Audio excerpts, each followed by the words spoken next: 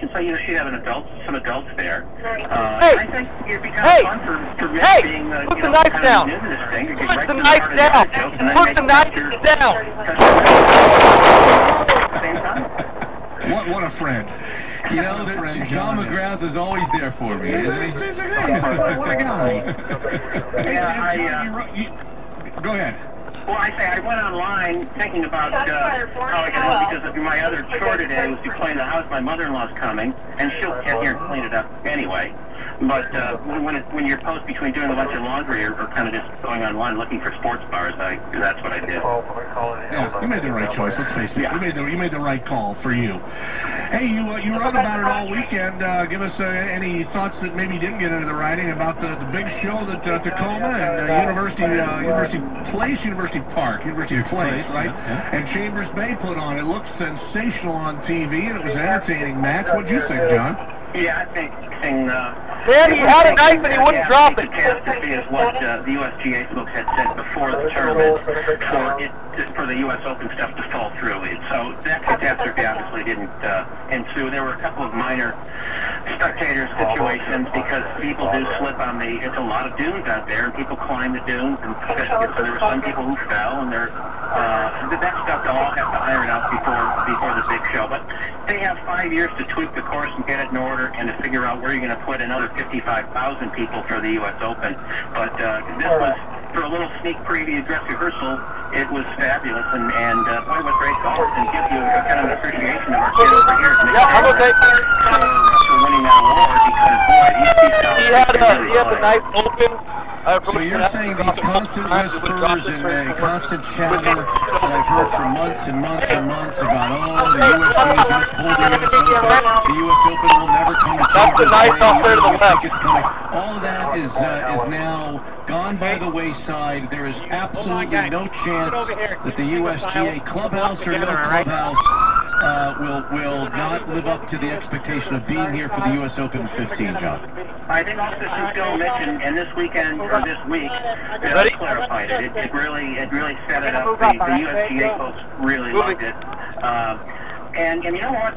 For medal play, the greens were really treacherous, and then but they couldn't change. You know, there were 2 days of medal play, but half the field was at a different course, and so you couldn't change.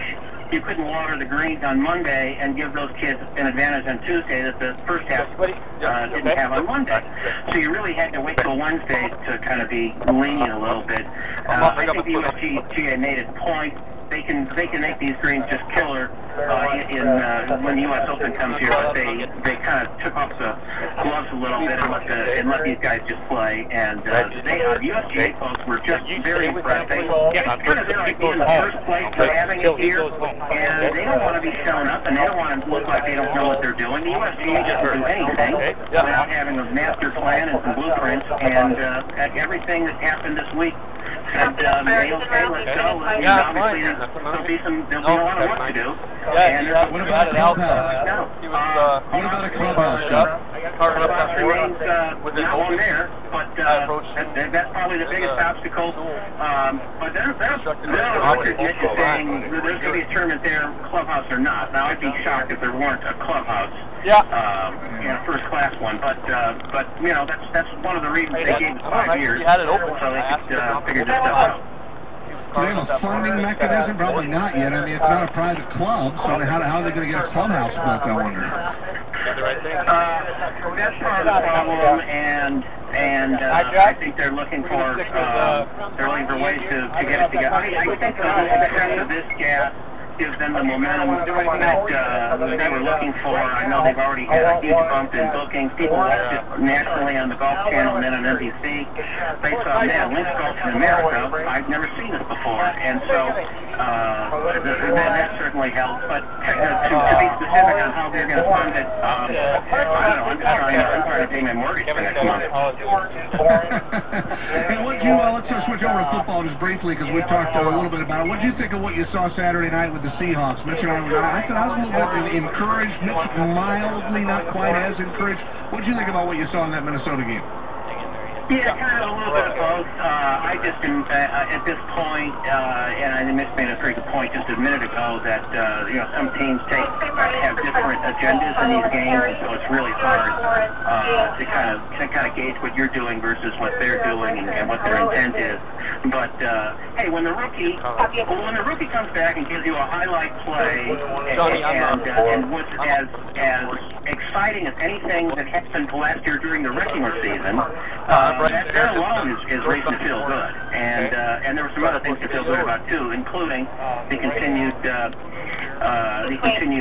success of Mike Williams. But all in all, I think let's get this stuff over with and have some real football here real soon. Would you be surprised if the Seahawks cut either Deion Branch or T.J. Houshmandzadeh, John? No, I wouldn't be shocked. I just think this, though.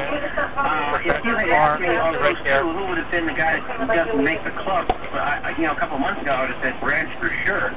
And now I'm getting the idea that TJ, who's just never really kind of meshed with Matt for one reason or another, and they're still having problems kind of working it out. Just in the field.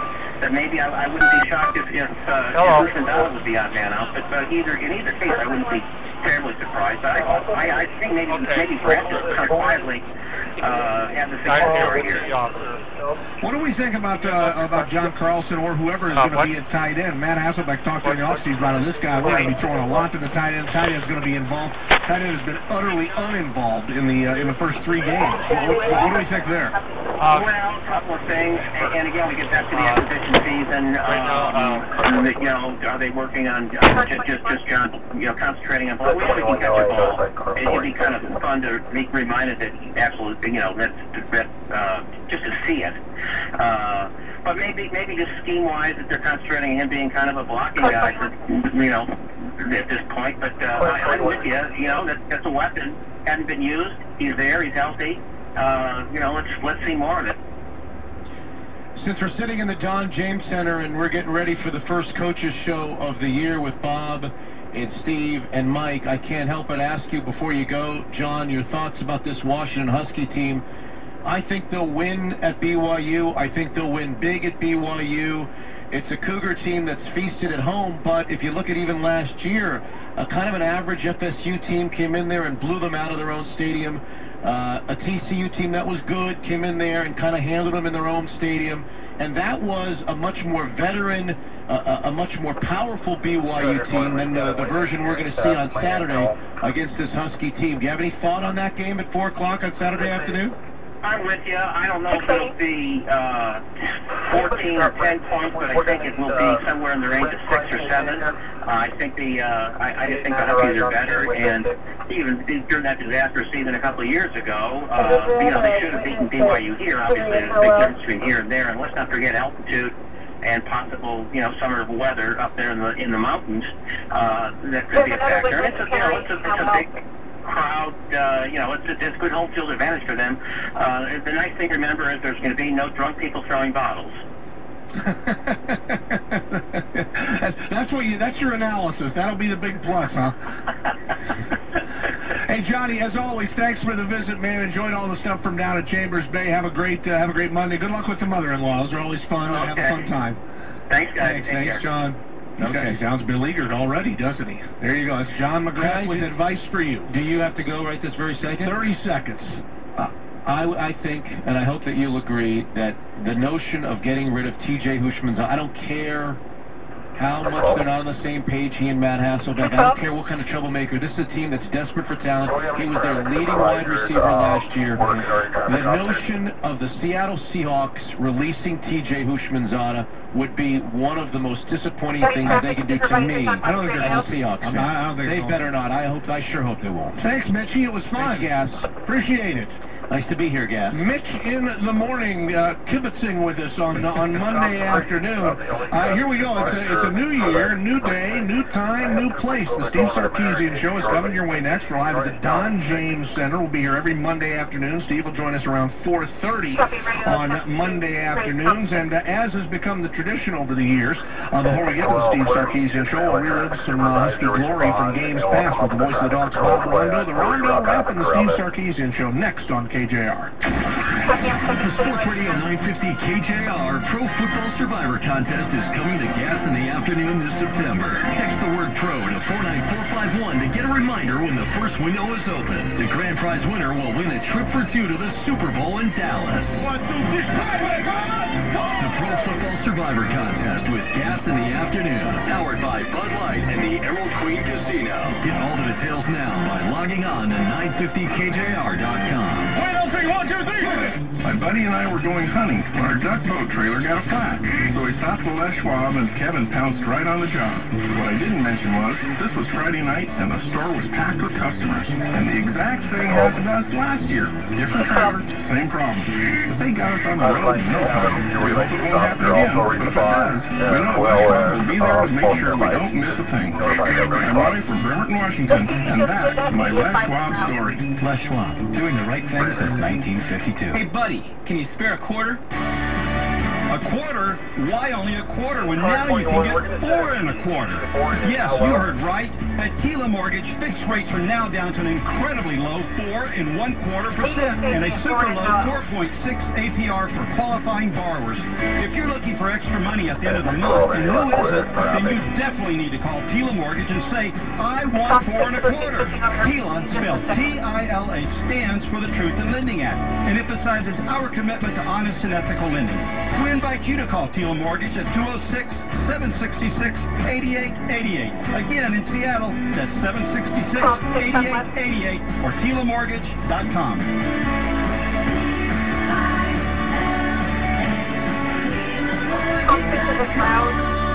4.6 APR based on non-cash out primary residences to 417,000, 720 credit and 80% total LTV. Not all applicants will qualify at 4.6 APR.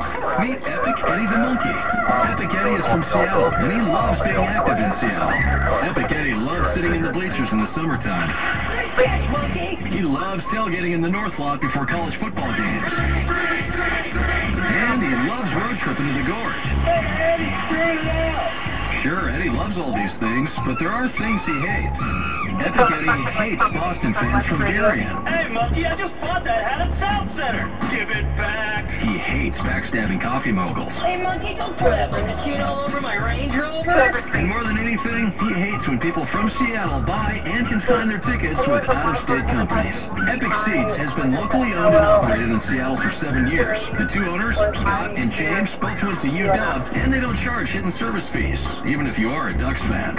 Come on, Seattle. Don't upset the monkey. Buy and consign your tickets with Epic Seats. 888-321-EPIC or EpicSeats.com.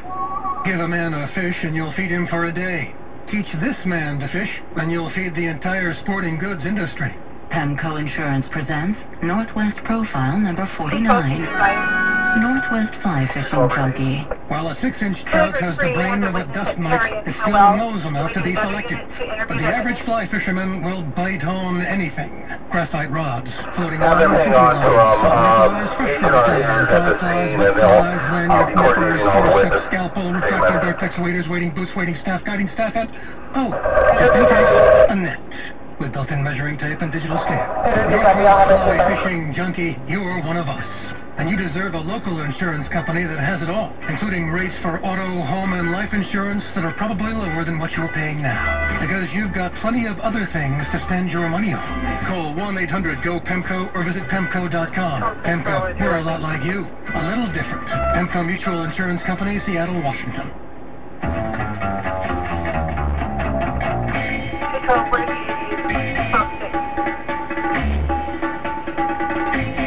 At the Don James Center, the Steve Sarkeesian Show begins momentarily, but before the show, as always, we relive the highlights from a previous week's Husky game, or maybe the previous season of Husky football. Here's the voice of the Dogs, Bob Rondo, with the inaugural Rondo Wrap of 2010. 22-23 yards depending on what the official call is. Hold. Danny Morovic, some of USC Trojan will snap it. Here we go. Ball is down. Kick is away.